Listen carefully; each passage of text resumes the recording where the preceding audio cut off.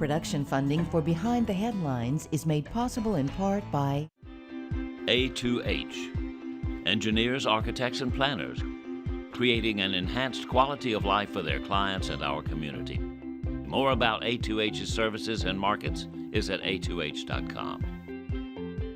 the WKNO Production Fund, the WKNO Endowment Fund, and by viewers like you. Thank you. Tonight on Behind the Headlines, a possible redevelopment of Mud Island could join a growing list of more than $3 billion in investments in Memphis.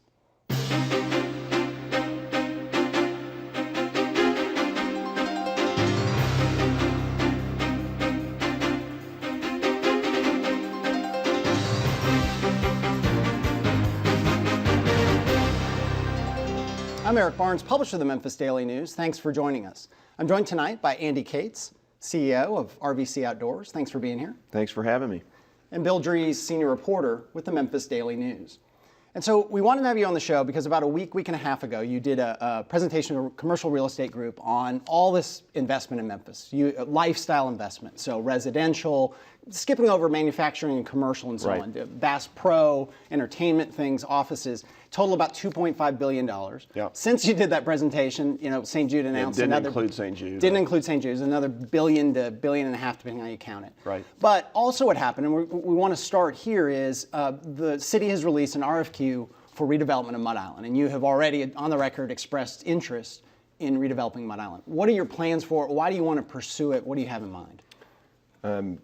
First of all, our company, RVC Outdoor Destinations, which focuses on high quality recreation, since we office in the Pinch and gotten to see so much good things happen downtown, it was natural to say, is Mud Island an opportunity there? But then as a Memphian, always being fascinated by Mud Island and realizing this is an incredibly underutilized asset that is also in deep need of revitalization and redevelopment. Our general plan, by the way, RDC released the Riverfront Development Corp. Yeah, thank you. The city owns the land and owns Mud Island. Mud Island was built, opened in '82, and has about a $2 million operating loss a year That in the its city history. of Memphis, the city The taxpayers. city effectively funds. Yeah. So a lot of what we've done is, first of all, try to understand the history of Mud Island, which is fascinating in itself, the importance of Mud Island and what does the community really need and want from Mud Island, and then what are the opportunities for Mud Island. And we would love to be a part of the solution. If alternatively, by being the pest that we are and agitating, and it just builds enough energy that there's a better answer or someone else has a better idea or wants to put in more money than we're going to eventually propose, that's great for the city. But our general thesis would simply be, it's time that we fix Mud Island. And a couple As clarifications. a community. As a community. RVC Outdoors does destinations for the RV, and RVC is RVs. We're in multiple states, but I do want to be clear. That- RVC does cottage. We provide multiple lodging options Right. at extraordinarily high quality Right. recreational destinations for vacation. Baby boomers, families, think of it as an outdoor hotel. Right.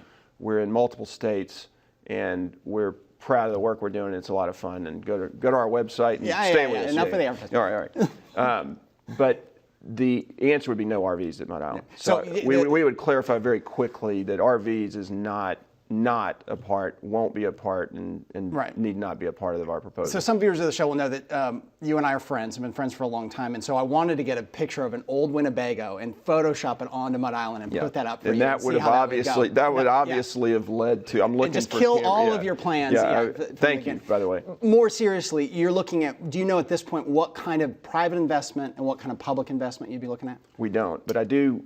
Our biggest. It's in the tens of millions of dollars, though, right? I mean, the Sure. place has not been taken care of well for quite a Yeah, while. and we're not picking on anyone, but No, sure. there's not been significant capital investment in Mud Island for 10 years, right. if any. And the folks that are working on it are trying hard and doing their best with extraordinarily limited resources for starters. So much of this is the fact that it's just been wildly undercapitalized. Yes, we're talking about the tens of millions.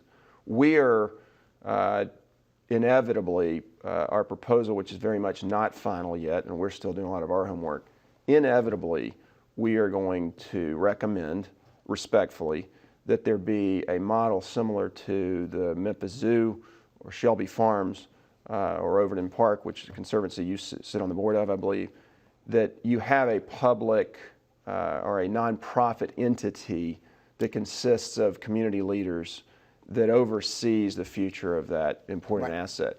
We would then, as RVC, have a contract that we negotiate directly with the city of Memphis to radically redevelop it and operate it, and then that conservancy would oversee it. I do think there'd be both nonprofit charitable dollars coming in to improve it, along with direct for-profit dollars to try to bring activities like water park or like lodging to the island. And again, just so people aren't confused, I mean, are you talking about making it a for-fee amusement park, getting rid of the museum, getting rid of the amphitheater? I mean, can you give some sense of what sort of transformation there would be? Yes, and I want to.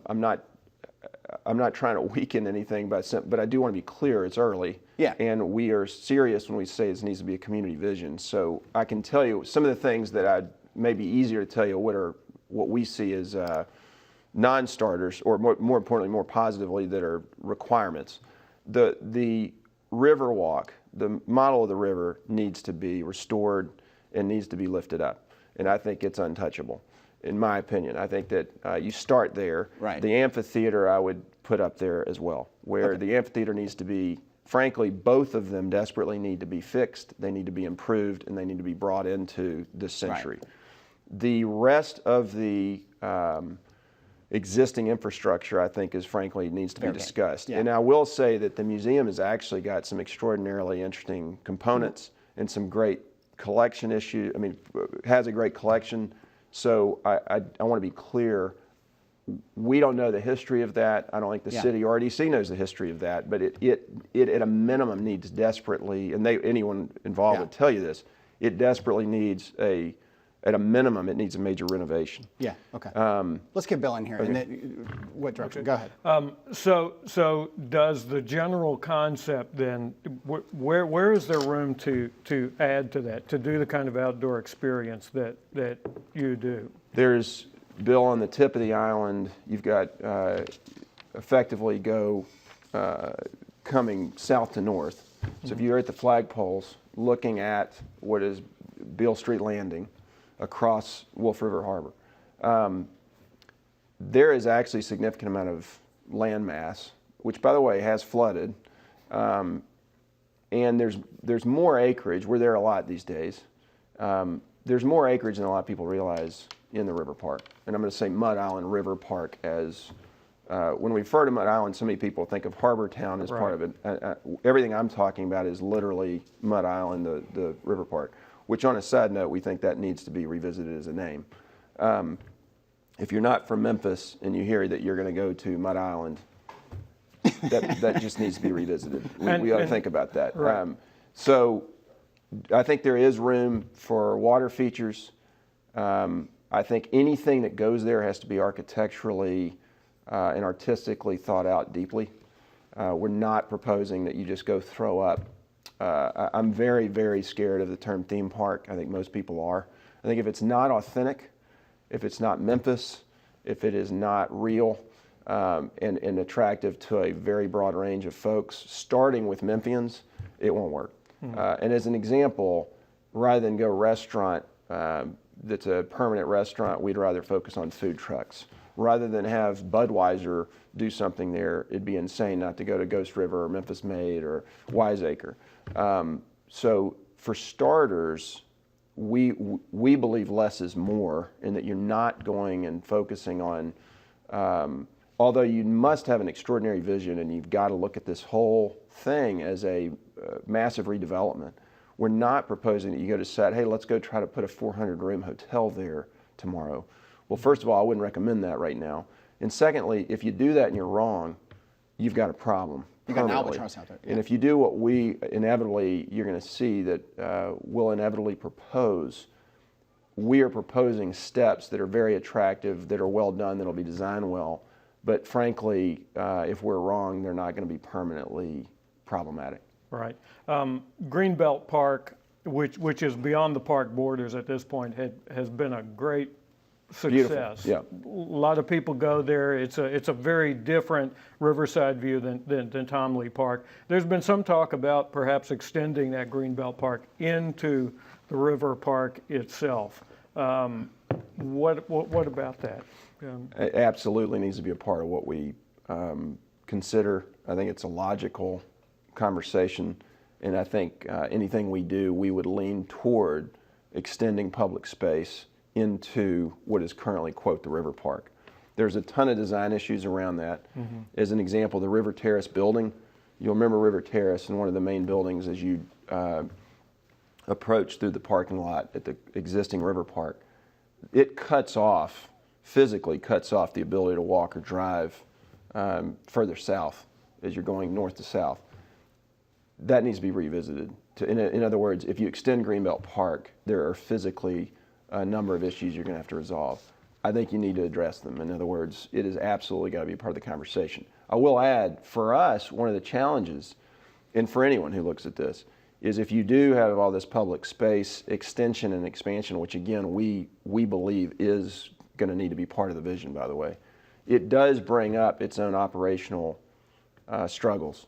Because as an example, if you have you were asking Eric, if there's a paid, again, I don't want to say theme park, but if you had a water park that required admission, how are you going to separate that? Or even more specifically, if you have cottages that we build, or you have a river tent that's furnished that you want to allow someone to rent overnight, you're going to have to find a way to protect those areas and control access in those areas. And that's not easy. So these are not, this is not something you can do. But if you look, and then we'll move on to some other things, but you look, I mean, the zoo, I mean, within the big, broader, the zoo is a paid area of the broader Overton Park area. The Greensward is, and the Old Forest are free. It costs a lot of money. Again, you mentioned I'm on the board of that, but it's clearly those kind of things. Yeah. And by the way, to your point of that as an example, you also welcome it because you desperately want Overton Park to be this extraordinarily active amenity for the city of Memphis, but guess what? That's good for the zoo as well, because it is inevitable that as folks use Overton Park, hey, I want to go to the zoo. Right. So to segue into the presentation you gave, and I think the full presentation's on our website, on Memphis Daily News, but that kind of the fit, and part of what you presented, you went through a whole host of projects. I mean, and some of which we've done on the show, Crosstown, Bass Pro, Central Station. We talked about the medical district and a huge amount of investment there. And part of what you focused really on what you called lifestyle. Forget the manufacturing and distribution where there's billions of dollars investment going on. But on that kind of lifestyle, how we live and so on. And it seemed like part of your presentation was that these things are feeding off each other and that people maybe aren't seeing that. Because you were presenting to a bunch of commercial real estate people involved in the projects, some familiar names, Henry Turley and so on. But even you said afterward there, people came up to you and said, I hadn't really thought about how big it was. I hadn't thought about how many different projects were going on in total. You said also, I don't want to put words in your mouth, but you said also that we'll look back 5 years from now and see this as a transformative moment. Yeah, right? I believe that, Why? Well, for starters, Lambda Alpha was the group, and it's a great group of real estate decision makers, owners, and this started with a lunch. I was at a Lambda Alpha lunch, and someone was, frankly, was whining about, I won't say a name, about Nashville. And I'm jealous of Nashville's growth, but I don't want to live in Nashville, and I'll take Memphis over Nashville. And so I thought, what's interesting is I asked this person, especially about midtown and downtown projects. This person just wasn't as aware. It occurred to me that he didn't understand, frankly, everything that's going on. So we decided, we proposed that there be frankly, an update on all the Memphis projects. So I very self-righteously was ready to tell the world about all the great things I knew about and how to tell them to appreciate it. And then as we put this together, it exploded. And then we learned about $1.5 billion of projects we had no idea about. And so it's extraordinarily exciting to us because I would have told you before we were educated on everything that was out there. And by the way, we left some things out we can talk about. Since giving this, I realized a couple things I forgot about, plus some that we learned. It is absolutely, in our opinion, we're going to look back at this time of Memphis history and say this was a dramatic, transformative moment in Memphis's history. And again, a lot of this you're going to see physically, you're going to feel it next year when a number of these things open. I mean, Harahan Bridge to Shelby Farms alone, from this greenscape going on in Memphis, that alone is something that we're all going to be able to utilize on the ground next year. And then as far as, I'm glad you mentioned, we did not include in that $2.4 billion, we really didn't include purposefully any additional warehouses, and I'm not demeaning those, that's an important part of our economy, but all of this is lifestyle. They affect our quality of life. And then the medical, University of Tennessee, University of Memphis, St. Jude, we have to have daily greater appreciation for those entities. And then finally, I would point out, I did start with FedEx. We need to constantly bleed purple. They're so critical to the city. But everything we just discussed, and in this presentation, most importantly, it was about appreciating what we've got. Yeah, and I'm going to drill down on a few of the things you talked about. One is at UT Health Sciences, the medical school. Part of what you're talking about is, I mean, they talk about dollars, and we've covered these things independently, so we're guilty of that at the paper. But they're talking about a direct impact of new projects under consideration, $290 million over the next few years. But then they talk about a multiplier effect of $329 million, and then you're talking about $600 million of impact in that medical district. But I want to be clear, you just said, since you're my friend, I can make fun of you. Under consideration. I want to be very clear. These are all projects that are funded and either being developed or they are, they are done. They're either happening, have already opened recently, or they're about to open. So it is, but I say that purposely because a lot of times you see these kind of presentations and it's all these brilliant ideas, but you really don't know if it's going to happen. And we did finish the presentation with some things that are on the radar. Right, the 2.4 didn't include One Beal, which is $150. It didn't include St. Jude at the time because Rick wouldn't let me say anything. Yeah. But it is doubly remarkable because and by the way, you'll see in the slide deck, we certainly took the opportunity to push for Mud Island discussion. Mud Island someone's going to fix Mud Island, whether it's us or somebody else. That's going to be millions of dollars. Yeah. So there is a lot even on the radar that we didn't even discuss. So anyway, you were talking about UT. That also plays into Methodist, and we were careful we weren't double counting because as we did the analysis, we were looking at such huge numbers that we had to be very clear that we weren't double counting Methodist and UT Health Sciences, especially since they have some direct overlap. You put those two together, that's $500 million just in the last, just call it this 24-month period. Those are major shifts. Right. Bill. What's driving this, and is some of what's driving this the momentum from different projects that you outlined? I think a number of things are driving it. Part of it, I would tell you, is this underlying framework that I'm going to say I take for granted. And so part of this was to stop and say, you know what, UT Health Science Center, University of Memphis, Methodist Hospital, some of these institutions have been doing great things and growing. And we have, I would at least say from the business and commercial real estate community, probably aren't as aware of it as we should be. That's part of it. Another part of it, though, it certainly has jumped up. And I'd say a lot of that is a lot of good folks focused on a lot of these. And we said, as y'all remember from being at the presentation, a lot of what I want to do is also identify all these extraordinary people that are leading these projects. I'd say we have a lot of great leadership out there on each of these, especially that are hyper-focused on making these things happen. I would ask you, Bill, I don't know. I mean, then if you said, well, is there something going on in the economy or something specifically that sparked all this? I don't know how to answer it. But I will tell you, I do think it is an outlier. I don't think it's common that you've got $2.4 billion of quality of life improvements. And we did come up with about another $2.5 billion of commercial and distribution. Let's even talk just about grocery stores for a second. And we've talked about which we left out, which you didn't put in. I failed. Kroger's doing $40 billion. I don't want to give Kroger an ad, but they're investing. No, let's start with Whole Foods. You get Whole Foods is investing. There's some sort of plan. We don't know who, but in Midtown, in a vacant building at Union and McLean. I literally that night after giving the presentation realized grocery is a huge part of quality of life, and starting with I would start with the Whole Foods on Poplar. That is a big deal, and Whole Foods is a great asset to a community. Right. Then that led to, I think a lot of this is competition, that led to, frankly, I think Kroger realizing they've got to up their game, certainly on Union. I've been told, I don't know this for a fact, but I'm pretty confident that that's going to be the most expensive Kroger in the southeastern U.S. by the time they're done. And I think it'll be a great store. And then, yes, there's this Union and McLean project. You just had a picture of that. It's a neat project. I did not put it on future projects. I think it's high likelihood, though. I mean, I think the Bells and the group out of Atlanta is probably going to do that.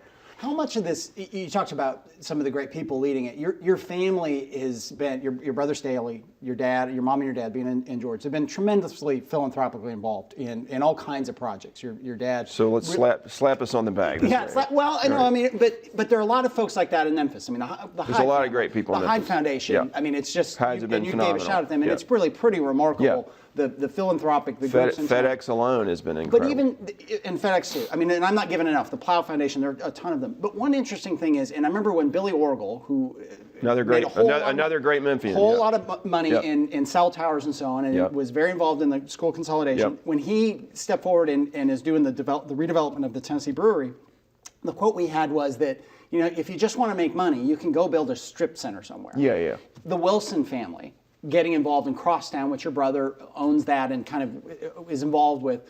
The Wilson family has made a lot of money building, there's nothing wrong with it, hotels all over the country, but turned back in and said, and really driven a lot by McLean, But it's so interesting because it makes money, and what you want to do you don't want to lose money on Mud Island, but you could probably go make a lot more money somewhere else than spending time on Mud Island. Well, and I would start with Henry Turley is one of the most talented real estate minds you're ever going to run into. And he's passionate about recreating or basically building a new downtown, which he's done over decades and still does. I would argue that, yes, Memphis has this extraordinary social entrepreneurial spirit.